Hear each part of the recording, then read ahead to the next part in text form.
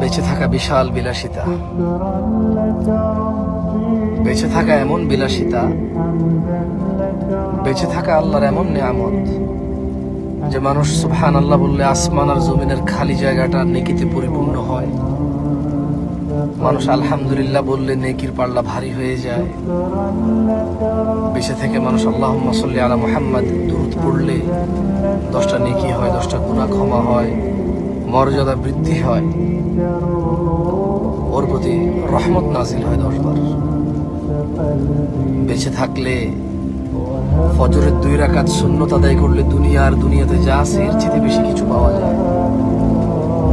বেঁচে থাকলে ফজরে 2, জোহরে 6, মাগরিবে 2, ইশায় 2, মোট 12 রাকাত সুন্নতে মুআক্কাদা পড়লে আল্লাহ সুবহানাহু ওয়া তাআলা জান্নাতে ঘর তৈরি করবে। যে ব্যক্তি প্রতিদিন 12 রাকাত সুন্নত আদায় করবে তার জন্য আল্লাহ একটা করে ঘর নির্মাণ করবে। সুবহানাল্লাহ।